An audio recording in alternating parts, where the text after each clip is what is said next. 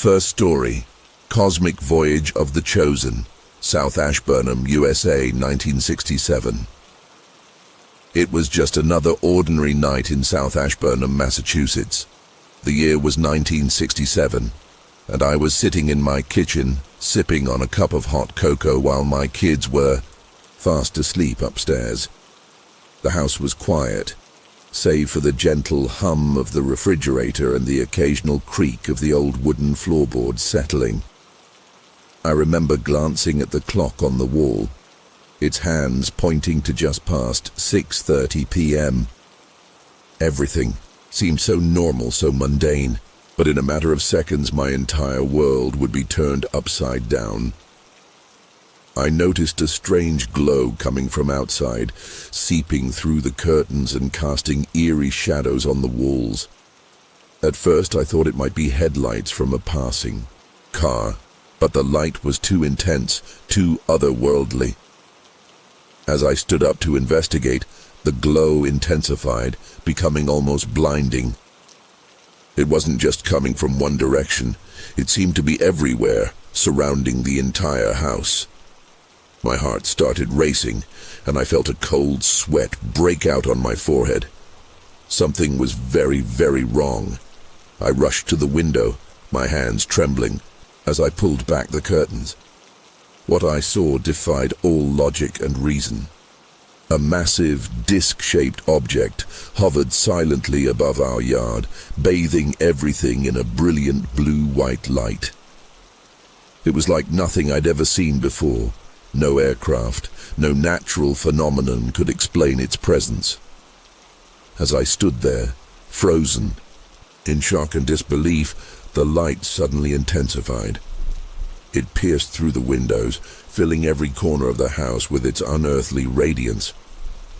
I tried to move, to run upstairs and check on my children, but my body wouldn't respond.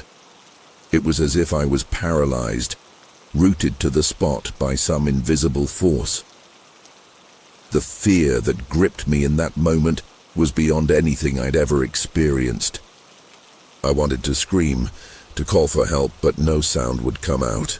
All I could do was stand there, helpless, as the light enveloped me completely. In the midst of this paralyzing terror, I became aware of movement in my peripheral vision.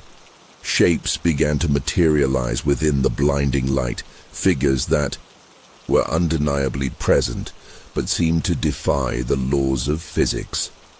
They moved with a fluid grace that was almost hypnotic, gliding rather than walking. As they drew closer, I could make out more details, and what I saw sent chills down my spine. They were humanoid in shape, but unmistakably alien. Their heads were disproportionately large, with enormous almond-shaped eyes that seemed to peer right into my soul. Their skin was a pale grayish color, and they had no visible mouth or nose. Despite their otherworldly appearance, I felt an inexplicable sense of calm washing over me. The fear that had gripped me moments ago began to subside, replaced by a strange feeling of curiosity and wonder. I couldn't explain it, but somehow I knew they weren't here to harm me. As they approached, I heard a voice in my head, not spoken aloud, but clear as day. "Do not be afraid," it said. "We have much to show you." The next few moments are difficult to describe, as everything seemed to happen in a blur of motion and light.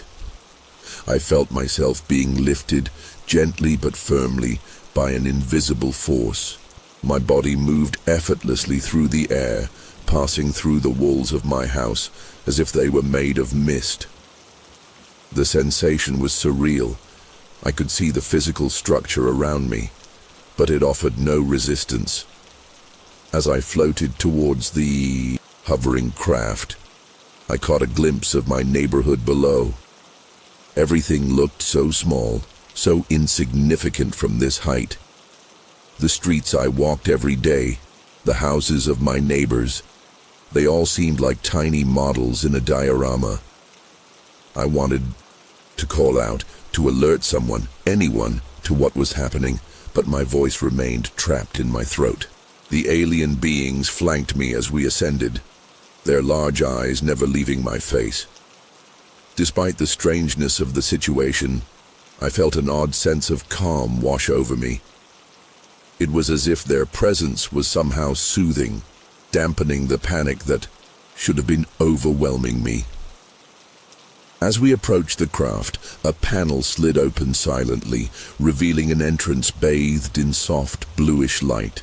The interior was nothing like I had imagined a spaceship would be. There were no cold, metallic surfaces or blinking control panels. Instead, the walls seemed to pulse with an organic energy, almost as if the ship itself was alive. The air inside was warm and had a faint, sweet scent that reminded me of summer flowers. As soon as we entered, I felt a shift in the atmosphere, a subtle change in pressure that made my ears pop. The beings guided me through curved corridors that seemed to stretch and bend in impossible ways. I tried to keep track of our path, but it quickly became clear that the ship's interior defied conventional geometry. Rooms appeared and disappeared, and corridors seemed to loop back on themselves in ways that shouldn't have been possible. Throughout this journey, the aliens communicated with me telepathically, their thoughts flowing into my mind like a gentle stream. They explained that they had chosen me for a purpose, that I was to be shown truths about the universe that few humans had ever witnessed. We eventually arrived in a large, dome-shaped chamber that I can only describe as some sort of control room. But it was unlike any control room I'd ever seen. There were no buttons, switches, or screens. Instead, the walls were covered in swirling patterns of light that seemed to respond to the aliens' thoughts. In the center of the room was a raised platform, and it was here that they directed me to stand. As I stepped onto the platform, the floor beneath me became transparent, revealing a view of the Earth far below. The sight took my breath away. Our planet, a beautiful blue marble suspended in the vast darkness of space. I could see the curvature of the Earth, the swirling patterns of clouds, and the twinkling lights of cities on the night side. It was a view that few humans had ever seen, and I felt both humbled and awed by the experience. But this, I soon realized, was just the beginning of what they wanted to show me. The aliens gathered around the platform, their large eyes fixed on me with an intensity that was both unnerving and oddly comforting. Then, without warning, the view beneath my feet began to change, and I felt myself being pulled into a journey beyond anything I could have imagined. The earth beneath my feet began to shrink, rapidly receding until it was just a tiny blue dot in a sea of blackness. Stars streaked past us at impossible speeds, their light stretching into long, colorful ribbons. I felt a dizzying sensation of movement, even though I knew I was standing still. The aliens' voices echoed in my mind, explaining that they were showing me the true nature of the universe. Suddenly, we were plunging into the heart of a galaxy, weaving between stars and nebulae of breathtaking beauty.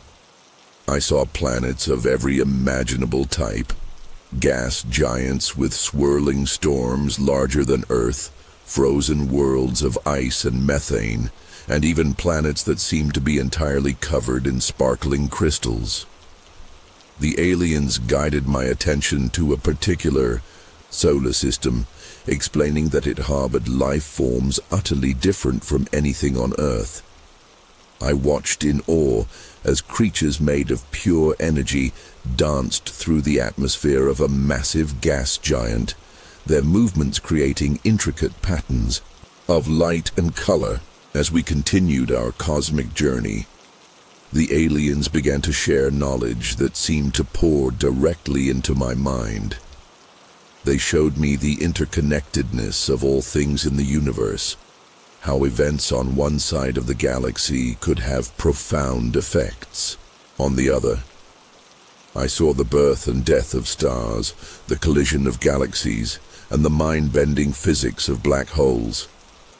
They explained concepts that my human brain struggled to comprehend: the true nature of time, the existence of multiple dimensions, and the fundamental building blocks of reality itself. With each revelation, I felt my understanding of the universe expand exponentially. It was overwhelming, like trying to pour an ocean into a teacup. I realized that what I was experiencing was far beyond mere alien contact. This was a fundamental shift in consciousness, a glimpse into the very fabric of existence. Throughout it all, the aliens maintained a calm, almost parental presence. They reassured me when the knowledge became too much to bear, guiding me gently through the cosmic wonders they were revealing. Just when I thought my mind couldn't handle any more, the aliens shifted their focus. They began to show me visions of Earth's past and potential futures. I saw the planet as it was millions of years ago, teeming with life forms long extinct. I witnessed the rise and fall of civilizations that predated recorded history, their achievements and mistakes echoing through time. Then, the visions turned to the future. I saw glimpses of potential paths humanity could take, some filled with wonder and advancement, others dark with conflict and destruction. The aliens explained that the future was not set, that humanity stood at a crucial crossroads. They emphasized the importance of our choices, how our actions in the present would ripple through time and shape the destiny of not just our planet, but our entire corner of the galaxy. As these visions flowed through my mind, I felt a profound sense of responsibility. The aliens were entrusting me with knowledge that could change the course of human history. But even as I grappled with the weight of this revelation, a part of me wondered, why me? What made me special enough to be chosen for this cosmic enlightenment? The aliens sensed my doubt and reassured me that I was not alone, that others around the world were being contacted and shown similar truths. We were all part of a greater plan, they explained, to guide humanity towards a more enlightened future. As the cosmic visions began to fade, I found myself back in the control room of the alien craft. My mind was reeling, struggling to process the vast amount of information and experiences I had just been through. The aliens gathered around me once more, their large eyes filled with what I can only describe as a mixture of compassion and expectation. They communicated that my journey was nearing its end, but that my true mission was only beginning. They explained that I had been chosen as a messenger, tasked with sharing the knowledge and understanding I had gained with others on Earth. The weight of this responsibility settled heavily on my shoulders. How could I possibly convey the enormity of what I had seen and learned? The aliens sensed my apprehension and gently reassured me. They explained that the full extent of my experiences would unfold gradually over time, allowing me to process and share the information as I was ready. They also warned me that not everyone would be prepared to accept the truth I had to share, and that I might face skepticism and ridicule. Despite this, they urged me to remain steadfast in my mission, emphasizing the crucial role I would play in humanity's evolution. With a sense of finality, the aliens began to guide me back through the ship. As we moved, I tried to memorize every detail. The organic curves of the corridors, the pulsing lights, the strange symbols that seemed to float in the air. I knew that once I left, I might never experience anything like this again, and I wanted to burn every moment into my memory. We reached the entrance and I felt a mix of reluctance and anticipation. Part of me didn't want to leave, fearing that once I returned to Earth, this incredible experience would feel like nothing more than a dream. The aliens sensed my turmoil and offered one last telepathic message. They assured me that this encounter was real, that the knowledge they had shared would remain with me, and that they would continue to watch over and guide humanity from afar. As I stepped towards the opening, I felt a surge of gratitude towards these beings who had shown me the wonders of the universe. The light engulfed me once more, and I felt myself being gently lowered back towards my house. The descent back to Earth was a blur of sensations. I felt weightless, as if I was floating through a sea of light. Gradually, the familiar shapes of my neighborhood came into focus. I saw my house below, looking exactly as I had left it. As I approached, that same strange sensation of passing through solid matter overtook me, and I found myself standing in my kitchen once more. The clock on the wall caught my eye. It was still just past 6:30 p.m. Somehow, despite the countless wonders I had witnessed and the vast distances I had traversed, no time had passed on Earth.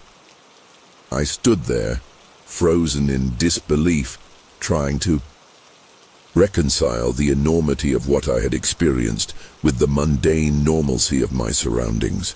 The house was quiet, my children still asleep upstairs, unaware of the incredible journey their mother had just undertaken.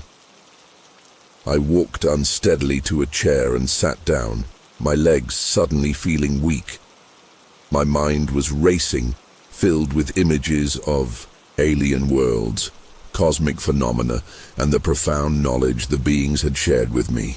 I knew that my life would never be the same, that I could never look at the world or the night sky in the same way again. In the days and weeks that followed, I struggled to come to terms with what had happened to me. The memories of my cosmic journey remained vivid, but they felt almost too incredible to be real. I found myself constantly questioning my own sanity. Had it all been some sort of hallucination? A vivid dream? But deep down, I knew the truth. The knowledge the aliens had imparted to me was too profound, too detailed to be a mere figment of my imagination. I began to notice subtle changes in myself. My perception of the world around me seemed heightened. I could sense connections between people and events that I had never noticed before. The night sky, once just a pretty backdrop, now held a whole new meaning for me. Each star, each planet, represented potential worlds and civilizations I now knew existed. I felt a deep, almost painful longing to return to space, to experience that cosmic connection again. But at the same time, I was acutely aware of the responsibility I now carried. The aliens had chosen me for a reason, and I couldn't let them down. Slowly, hesitantly, I began to share my experience with others. I started with my family, carefully explaining what had happened that night. Their reactions were mixed: confusion, disbelief, concern for my mental health. My husband listened patiently, but I could see the worry in his eyes. My children, young as they were, seemed more open to the possibility, their minds not yet constrained by society's rigid definition of reality. As word spread about my encounter, I found myself facing increasing scrutiny. Neighbors who once greeted me warmly now regarded me with suspicion. I overheard whispers at the grocery store, saw the sideways glances at church. Some people were genuinely interested in my story, asking questions and listening intently. but many others dismissed me as crazy or attention-seeking. The local newspaper ran a mocking article about the housewife who went to space, painting me as some sort of delusional fantasist. The ridicule and isolation were hard to bear, but I clung to the truth of what I had experienced. The aliens had warned me that not everyone would be ready to accept the reality of their existence, and now I understood why. Despite the challenges, I remained committed to my mission. I began attending UFO conferences and support groups for other abductees. There, I found people who understood what I had been through, who had their own incredible stories to share. We formed a tight-knit community, supporting each other and working together to piece together the larger picture of alien interaction with humanity. As the years passed, I continued to process and understand the vast knowledge the aliens had shared with me. Sometimes it would come to me in dreams, vivid visions of distant planets or profound insights into the nature of reality. Other times, I would suddenly understand complex scientific concepts that I had never studied. It was as if the aliens had planted seeds of knowledge in my mind that were slowly growing and blossoming. I wrote down everything I could, filling notebook after notebook with diagrams, equations, and descriptions of alien technology. I didn't understand half of what I was writing, but I felt compelled to record it all, trusting that someday it would make sense.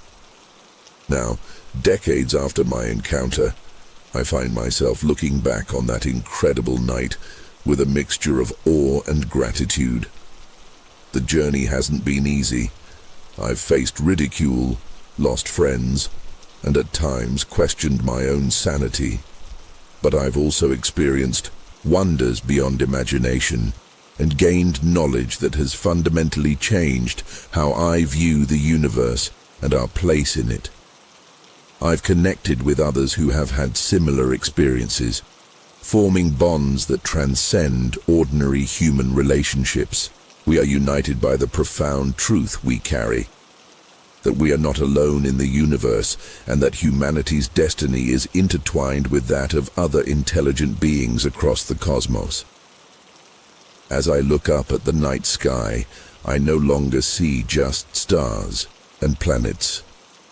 I see potential, possibility, and the promise of a future where humanity takes its place among the cosmic community. I don't know if I'll ever see those beings again or visit the wonders of space, but I know that they're out there, watching, guiding, waiting for us to be ready.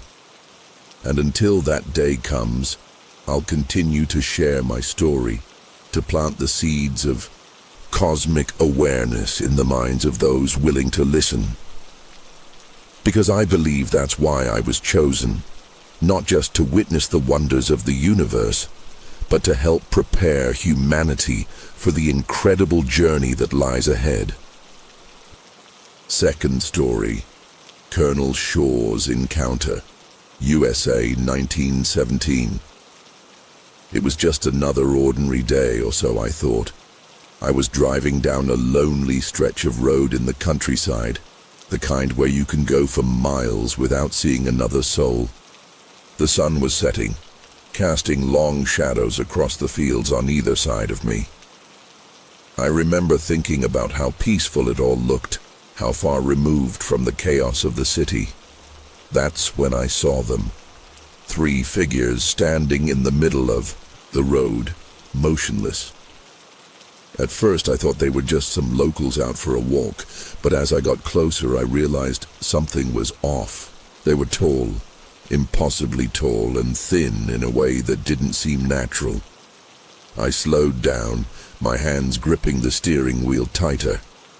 As I approached, I could see them more clearly, and that's when the first wave of fear hit me. These weren't people. I don't know what they were, but they definitely weren't human. Their skin had this strange, otherworldly glow to it, like moonlight on water, and their eyes. God, their eyes. They seemed to look right through me, into my very soul. I wanted to turn the car around and speed away, but I was frozen in place, my foot hovering over the brake pedal. As I sat there, paralyzed with fear, they started to move. It wasn't like any movement I'd ever seen before.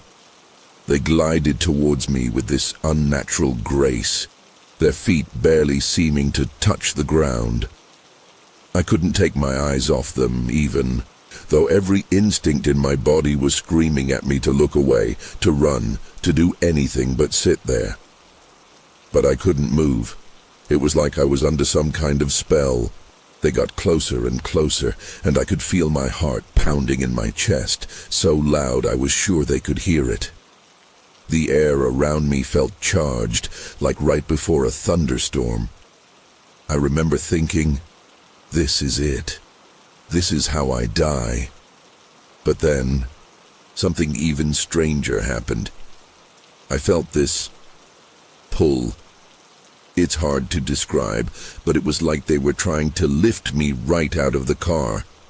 My body felt light, almost weightless. For a split second, I thought I was actually going to float away. But then my mind kicked in, screaming in protest. Every fiber of my being resisted, fighting against whatever force they were using. And just like that, as suddenly as it had started, it stopped. The beings stood there just a few feet from my car now. I could see every detail of their alien faces, their large, almond-shaped eyes that seemed to shimmer with an intelligence far beyond anything human. They looked at me for what felt like an eternity, but was probably only a few seconds. It was like they were studying me, deciding what to do next. I held my breath, waiting for, I don't know what, for them to snatch me away, to communicate, somehow. But they did neither. Without a sound, without any kind of movement I could see, they simply vanished. One moment they were there, the next they were gone. I blinked, rubbed my eyes, looked around wildly. But the road was empty. There was no sign that they had ever been there at all. I sat in my car for a long time after that, shaking, trying to process what had just happened. Part of me wondered if I had imagined the whole thing, if maybe I had dozed off at the wheel and had some kind of vivid hallucination. But I knew deep down that wasn't true. What I had seen was real as the road beneath my tires or the stars now twinkling in the darkening sky above. For years after that encounter, I kept silent about what I had seen. Who would believe me? I mean, really, who would? I could barely believe it myself, and I was the one who had experienced it. Every time I thought about sharing my story, I'd imagine the looks of disbelief, the awkward silences, the gentle suggestions that maybe I should talk to someone. So I buried it deep inside, trying to go about my life as if nothing had happened. But it was always there, lurking in the back of my mind. I'd catch myself scanning the skies at night, looking for something. I'd flinch at sudden movements out of the corner of my eye. And every time I drove down a lonely road, my heart would start racing, remembering that night. The worst part was the dreams. They started a few weeks after the incident and never really stopped. I'd find myself back on that road, facing those beings. But in the dreams, I couldn't resist their pull. I'd feel myself lifting out of the car, floating towards them, unable to do anything but watch as the ground fell away beneath me. I'd always wake up in a cold sweat, gasping for air, my sheets tangled around me like I'd been thrashing in my sleep. It wasn't just the memory of the event itself that haunted me, but the questions it raised. What were those beings? Where did they come from? What did they want with me? And why did they let me go? I became obsessed with finding answers. I spent countless hours researching UFO sightings, alien abduction stories, anything I could get my hands on. I'd stay up late into the night scrolling through obscure forums and websites, looking for any account that might sound similar to mine. But nothing ever quite matched up. Sure, there were plenty of stories about alien encounters, but none that described beings quite like the ones I had seen. None that talked about that strange pulling sensation. It was like my experience was unique, which in a way made it even more isolating. I couldn't even find solace in a community of other experiencers, because what had happened to me seemed to be outside even their realm of understanding. The more I searched, the more questions I had, and the fewer answers I found. The incident changed me in ways I never could have anticipated. I became hyper-aware of my surroundings, always on edge, always watching. I'd find myself staring at strangers on the street, wondering if they too were hiding some incredible secret. I developed an intense interest in astronomy and space exploration, devouring every bit of news about new planetary discoveries or potential signs of extraterrestrial life. My friends and family noticed the change in me. They'd comment on how distracted I seemed, how I'd zone out in the middle of conversations. Some of them tried to get me to open up, sensing that something was bothering me. But how could I explain? How could I put into words the fear, the wonder, the sheer otherworldliness of what I had experienced? So I'd brush off their concerns, make up excuses about work stress or not sleeping well. And all the while, the memory of those beings, their glowing skin and piercing eyes, would play on a loop in my mind. I'd find myself absent-mindedly sketching their faces in the margins of my notebooks, only to hastily scribble them out when I realized what I was doing. It was like they had left an indelible mark on my psyche, a wound that wouldn't heal because I couldn't even acknowledge its existence to anyone else. As time passed, the intensity of the memory began to fade, but its impact on my life never truly diminished. I found myself drawn to remote areas, spending more time in the countryside where I'd had my encounter. It was a mix of fear and hope that drove me. Fear of experiencing something like that again, but also a desperate hope that I might catch another glimpse, find some proof that I wasn't crazy. I'd pack up my car on weekends and just drive, no real destination in mind. I'd pull over on deserted roads and just sit, watching the sky, waiting. For what, I wasn't sure. A sign? A return? Closure? But nothing ever happened. The skies remained stubbornly empty, the nights quiet except for the usual sounds of nature. Yet I couldn't shake the feeling that I was being watched, that somewhere out there, those beings were aware of me, maybe even monitoring me. It was an unsettling thought that both terrified and oddly comforted me. At least if they were watching, it meant I hadn't imagined the whole thing. The encounter affected my relationships too. How could it not? I became distant, withdrawn. It's hard to connect with people when you're carrying around a secret this big. Dating became a minefield. How do you explain to someone why you suddenly tense up during a nighttime drive? Or why you insist on keeping the blinds closed at night? I tried a few times to open up, to share my experience with people I thought I could trust.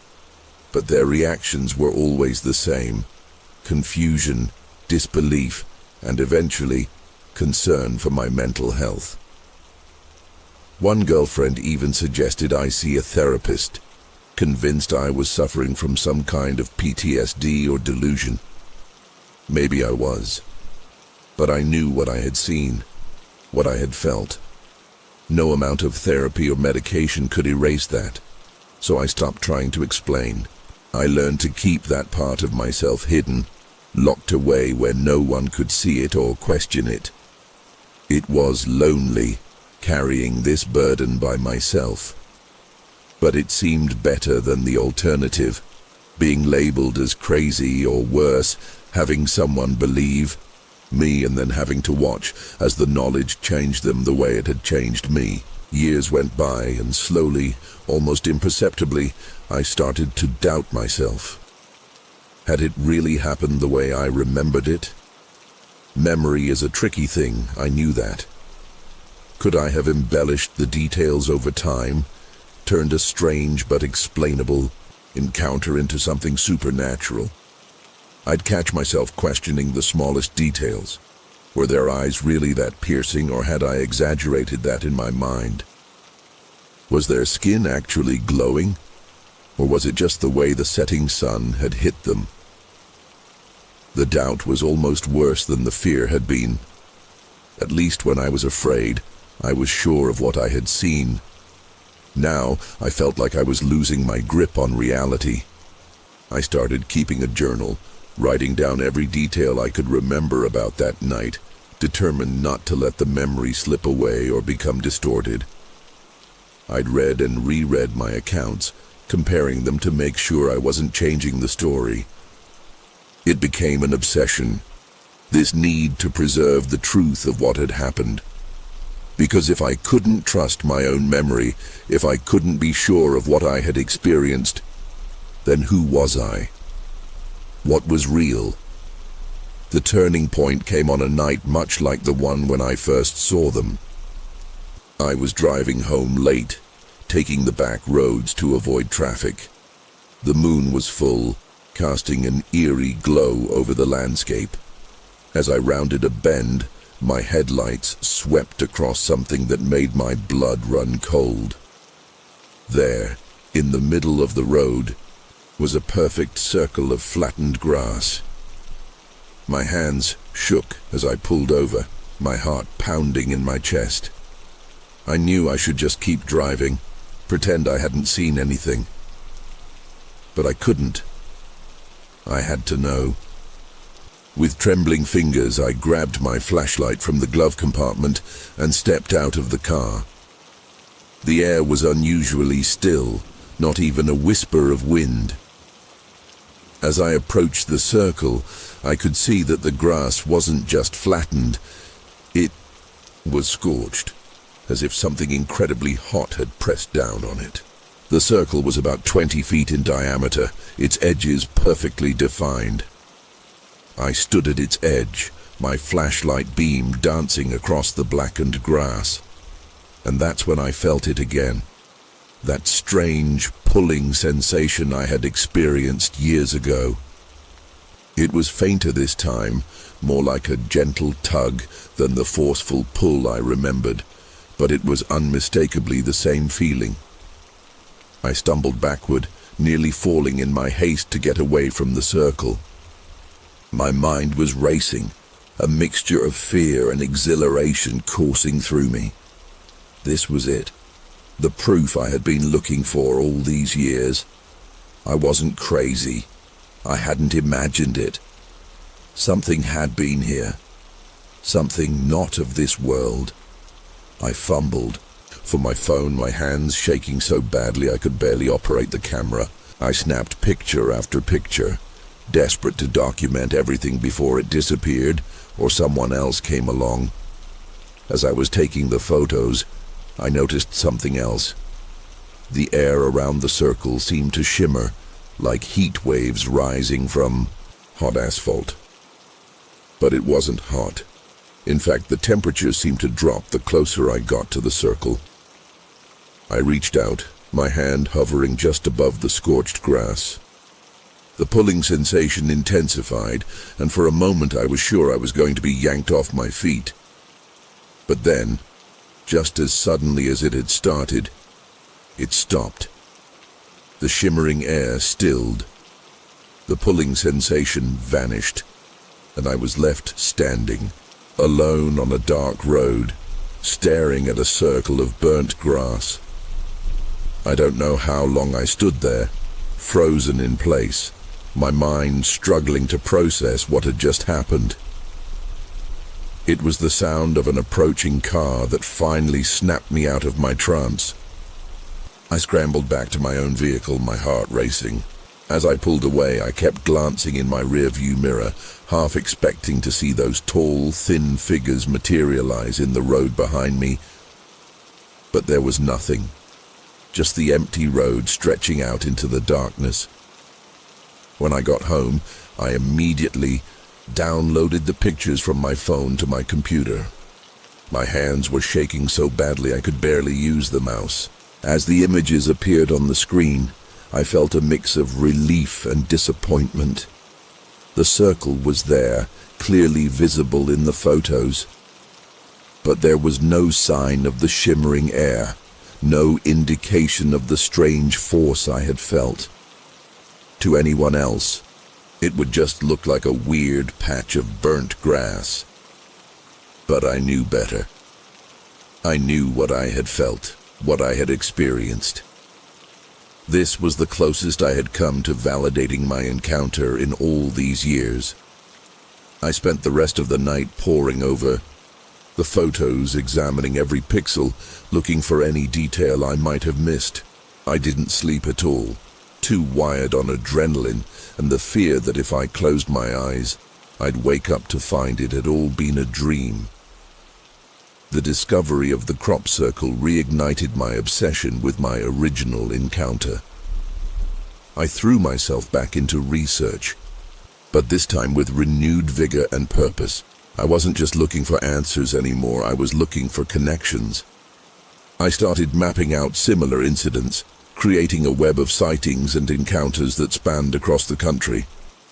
To my surprise, I found a pattern emerging. The sightings seemed to cluster around certain areas, often near military bases or in regions known for their unusual geological features. I created a detailed map, pinning each incident and connecting them with red string, like something out of a detective movie. My spare room slowly transformed into a makeshift investigation center, walls covered in maps, photos, and newspaper clippings. I knew how it would look to an outsider, the room of a conspiracy theorist gone off the deep end. But for the first time in years, I felt like I was getting closer to understanding what had happened to me. I wasn't alone in this anymore. There were others out there who had seen similar things, felt similar sensations. I started reaching out to them anonymously through online forums, careful not to reveal too much about myself, but desperate for any information they could provide. As I delved deeper into my investigation, strange things started happening around me. At first it was small things.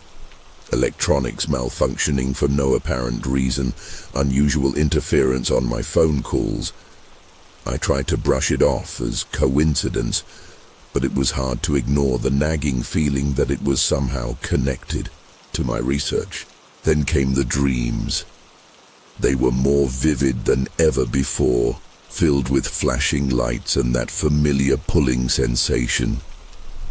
I'd wake up drenched in sweat, my sheets tangled around me, feeling like I'd been running for miles. But the most unsettling incident happened one night when I was working late in my investigation room. I had dozed off at my desk and woke up to find all the papers on my walls rearranged. The strings connecting the incidents had been moved, creating a new pattern that I didn't recognize. I stood there, staring at the walls, my mind racing. Had I done this in my sleep, or had someone or something been in my house? The thought sent a chill down my spine. I checked all the doors and windows, but everything was locked, just as I had left it. There was no sign of forced entry, no evidence that anyone else had been there. And yet, the undeniable proof of interference was right there on my walls. The incident with the rearranged papers shook me to my core.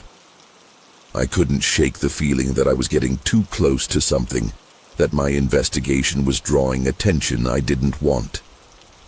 I started taking precautions, installing security cameras around my house, backing up all my research to secure online storage, even considering moving to a new location. But a part of me knew it was futile. If these beings could appear and disappear at will, what good would locks and cameras do? Still, I couldn't bring myself to stop. I was in too deep now, too close to something. I didn't know what exactly, but I could feel it. It was like standing on the edge of a precipice, knowing that the next step could send you plummeting into the unknown. Every night, as I sat in my investigation room poring over my notes and maps, I felt like I was on the verge of a breakthrough. The pieces were there. I just needed to figure out how they fit together. And then one night, it happened. I was staring at my map, my eyes tracing the lines between sightings for the 1000th time, when suddenly I saw it.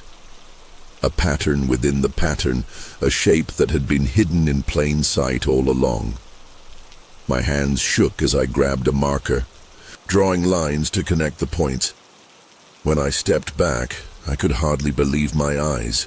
There, sprawled across my map of the United States, was an exact replica of the constellation I had seen in my dreams, the one I had glimpsed in the eyes of those beings all those years ago. The discovery of the constellation pattern sent my mind reeling.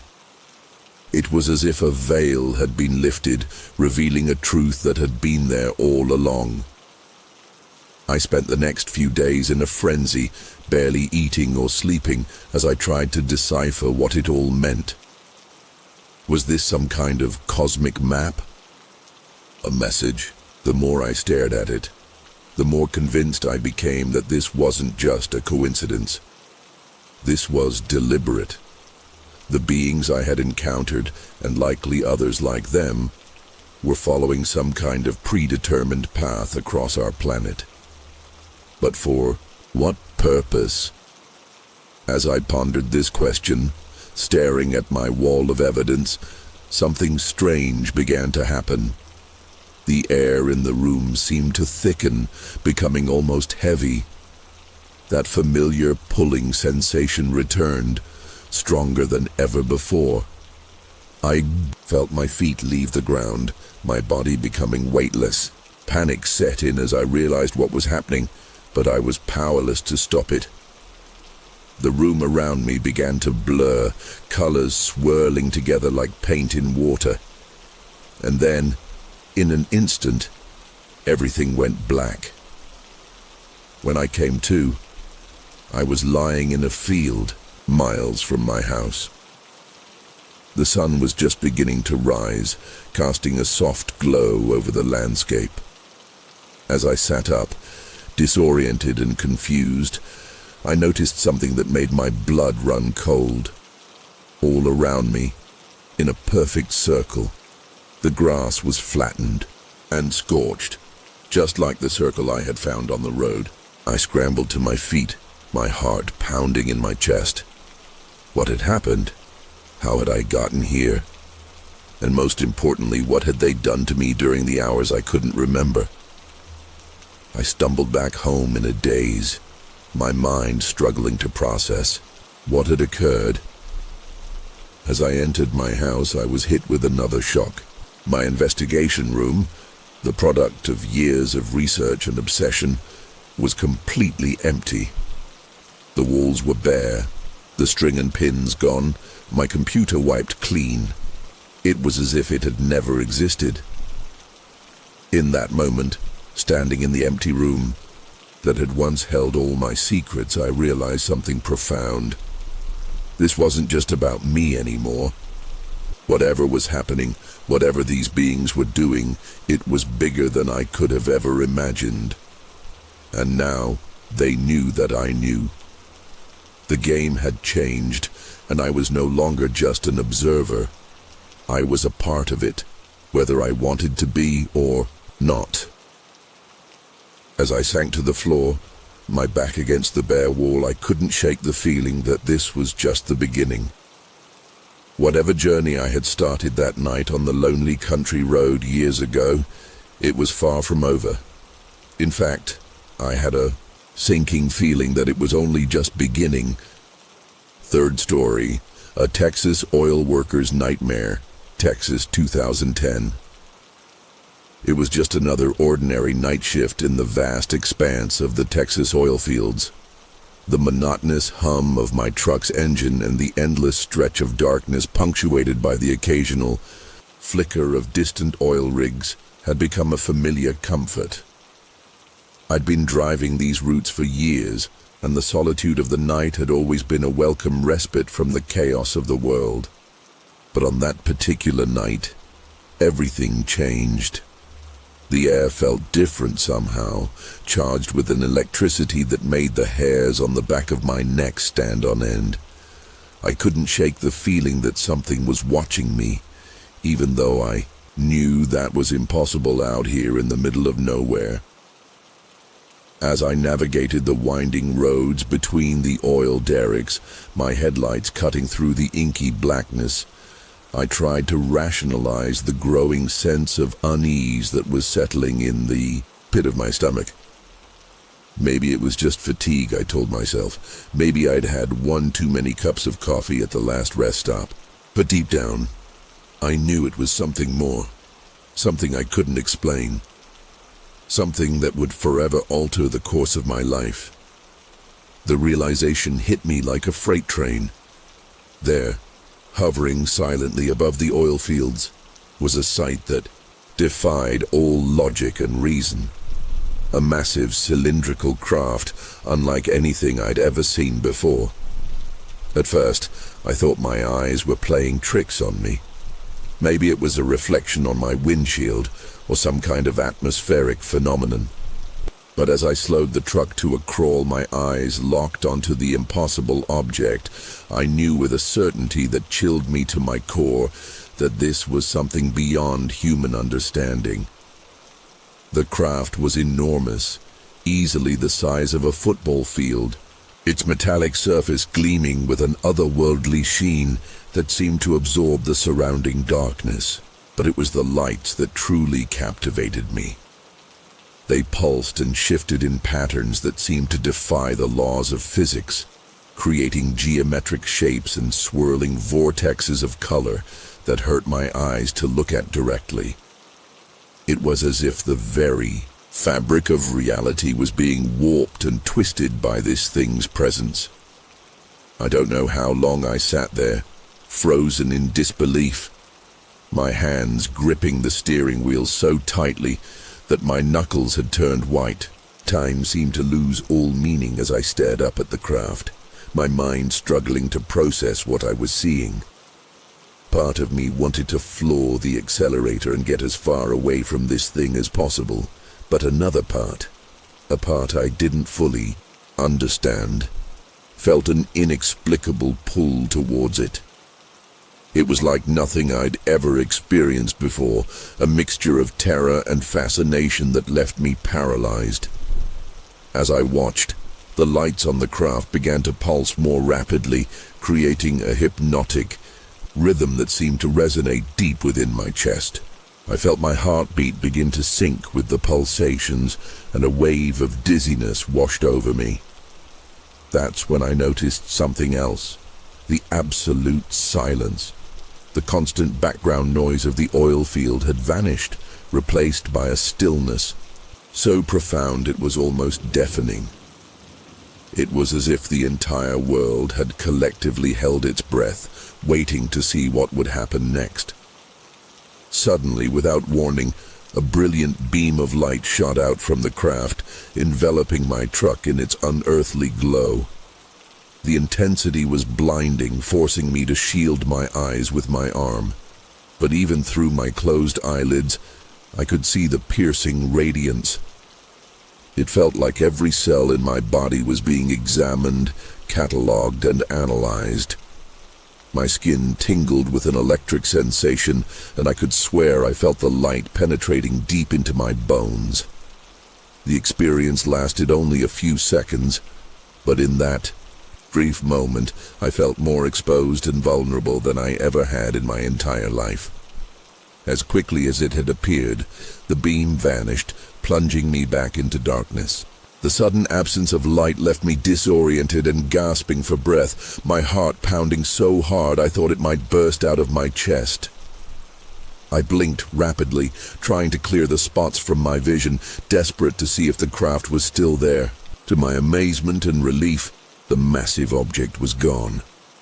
The oil field had returned to its normal state, as if nothing out of the ordinary had ever happened. I sat there for what felt like hours, my mind reeling, trying to make sense of what I'd just experienced. Part of me wanted to believe it had all been some kind of hallucination, a trick of the light, or an exhaustion-induced delusion. But deep down, I knew better.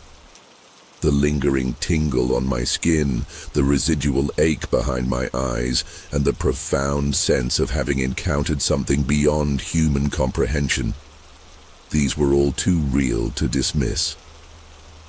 With shaking hands, I finally managed to restart the truck and continue my route.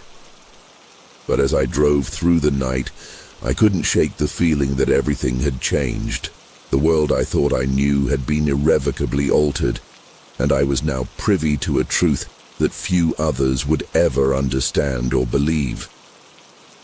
In the days and weeks that followed, I tried to go about my life as if nothing had happened. I showed up for my shifts, drove my routes, and interacted with my co-workers and family as I always had. But beneath the surface, I was a man obsessed. Every free moment was spent researching UFO sightings, alien encounters, and government cover-ups. I scoured online forums and message boards, looking for anyone who might have seen something similar to what I'd experienced. The deeper I delved into this hidden world, the more I realized how vast and complex it truly was. There were countless stories from people all over the globe describing encounters that ranged from the benign to the terrifying. Some spoke of lost time, others of physical examinations or telepathic communications. While the details varied, there was an undeniable thread of similarity running through many of these accounts, a sense of having brushed up against something far beyond our current understanding of the universe. It was around this time that the dreams began. At first they were fragmented and hazy, like trying to recall a movie you'd watched while half asleep. But as the nights wore on, they became increasingly vivid and detailed. I found myself back in that moment, staring up at the massive craft hovering above the oil fields. But in these dreams, the encounter didn't end with the blinding light. Instead, I would feel myself being lifted off the ground, my body floating weightlessly towards the underbelly of the ship. The sensation was so real that I would often wake up in a cold sweat, my heart racing, convinced that I was actually being abducted. The interior of the craft was unlike anything I could have imagined, a seamless blend of organic and technological elements that defied earthly architecture. Curved walls pulsed with an inner light, and what I can only describe as living circuitry flowed through every surface. The beings I encountered in these dreams were both terrifying and awe-inspiring. They were tall, slender creatures with large, almond-shaped eyes that seemed to peer directly into my soul. Their skin was a pale, almost translucent gray, and they moved with a fluid grace that made them appear almost weightless.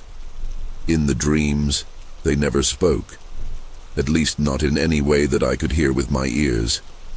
Instead, their thoughts seemed to flow directly into my mind, a cascade of information and emotion that was often overwhelming.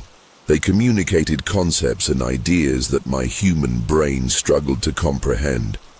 Visions of distant worlds, glimpses of technologies beyond our wildest imaginings. and hints of a cosmic order that made our understanding of the universe seem childishly simplistic. But perhaps most disturbing of all were the medical procedures they performed on me. I would find myself lying on a table of some sort, unable to move as they hovered over me with instruments that looked more like sculptures than tools. The sensations were intense, not always painful, but profoundly invasive and alien. As the dreams continued night after night, I began to question my own sanity.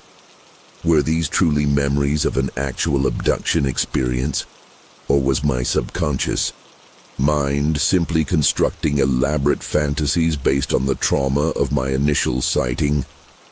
I couldn't be sure, and that uncertainty gnawed at me constantly. I became irritable and distracted at work, often catching myself staring off into space, lost in thought about what I'd seen and experienced.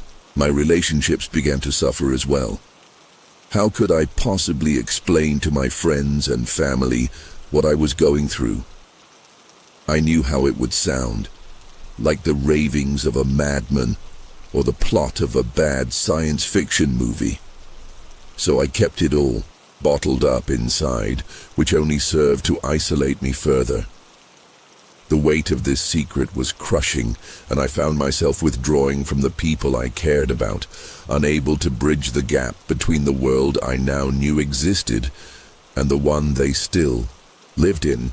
As weeks turned into months, I became increasingly desperate for answers. The lack of sleep and constant stress were taking their toll, and I knew I couldn't go on like this indefinitely. I started reaching out to UFO researchers and abduction support groups, hoping to find someone who could help me make sense of what was happening to me. It was through one of these groups that I met Sarah, a woman who claimed to have had experiences similar to mine. We began talking regularly, comparing notes on our encounters and the dreams that followed. There was something comforting about finally being able to speak openly about what I'd been through, to have someone validate my experiences and assure me that I wasn't losing my mind. Sarah introduced me to meditation and hypnosis techniques that she said had helped her recover more detailed memories of her abductions. At first, I was skeptical, but I was willing to try anything that might provide some clarity. The first few hypnosis sessions were frustrating. I would slip into a trance-like state, but when the hypnotist tried to guide me back to the night of my encounter, I'd hit a wall. It was as if there was a part of my mind that was actively resisting, keeping certain memories locked away. But with practice and persistence, I slowly began to break through those barriers. The memories that emerged were fragmented and disjointed, but they carried a visceral intensity that left no doubt in my mind of their authenticity. I remembered the feeling of weightlessness as I was lifted into the craft, the cold metal of the examination table against my skin, the probing touch of alien fingers. But it was the eyes that haunted me most. Those large, dark eyes staring down at me with an intelligence that seemed both ancient and utterly foreign. The hypnosis sessions left me physically and emotionally drained, but they also provided a strange sense of relief. Finally, I was beginning to fill in the gaps, to make sense of the strange dreams and lingering sensations that had plagued me for so long. As I delved deeper into my recovered memories, I began to notice changes in myself that I couldn't easily explain.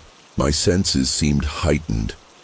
Colors appeared more vivid, and I found myself picking up on subtle energies and emotions from the people around me. At times, I would experience sudden flashes of insight or knowledge about things I had no logical way of knowing. It was as if the encounter had awakened something within me, unlocking latent abilities that I never knew I possessed. I shared these experiences with Sarah and others in the support group, and many of them reported similar phenomena. Some saw it as a gift, a sign that the aliens had chosen us for some greater purpose. Others viewed it with fear and suspicion, worried that we had been altered or manipulated in ways we couldn't fully understand. For my part, I remained uncertain.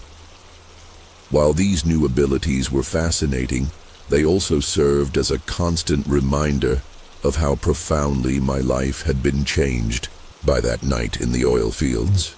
As I continued to piece together my fragmented memories and grapple with my newfound abilities, I couldn't shake the feeling that there was more to this story than just my personal experience.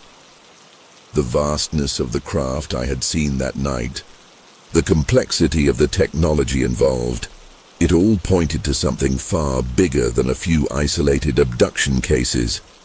I began to wonder if there were others out there, perhaps even in my own community, who had seen or experienced similar things, but were too afraid to come forward. With a mixture of trepidation and determination, I decided to start discreetly, asking around. I was careful not to reveal too much about my own encounter, but I would casually bring up the topic of UFOs or strange lights in the sky, watching closely for any reactions that seemed out of the ordinary. To my surprise and growing unease, I started to notice patterns emerging. There were whispered stories of missing time, unexplained scars, and vivid dreams that people couldn't quite shake. It seemed that my little corner of Texas might be a hotspot for extraterrestrial activity, and I had somehow stumbled into the middle of it. One conversation in particular stands out in my memory. It was a slow night at the local diner, and I found myself chatting with the waitress, a middle-aged woman named Linda, who had lived in the area her entire life. As we talked, the subject somehow drifted to local legends and strange occurrences. With a nervous glance over her shoulder, Linda leaned in close and told me about something her grandfather had seen back in the 1950s. She described a massive, silent craft hovering over their family farm, bathing the fields in an eerie blue light. The details she provided, the shape of the craft, the quality of the light, the inexplicable silence, matched my own experience so closely that it sent chills down my spine. Linda's grandfather had never spoken publicly about what he'd seen, fearing ridicule or worse. But the story had been passed down through the family, a closely guarded secret that had shaped their understanding of the world. As I listened to Linda's account, I realized that what I had experienced was part of a much larger, ongoing phenomenon, one that had been affecting this region for generations. The more I dug, the more I uncovered. There were patterns in the sightings, certain areas where encounters seemed more frequent, specific times of the year when activity spiked. I started mapping it all out, creating a web of connections that sprawled across my living room wall. Photographs, newspaper clippings, handwritten accounts. They all pointed to something big, something that had been happening right under our noses for decades, if not longer. But as my investigation deepened, I couldn't shake the feeling that I was being watched. Cars I didn't recognize would linger a bit too long outside my house.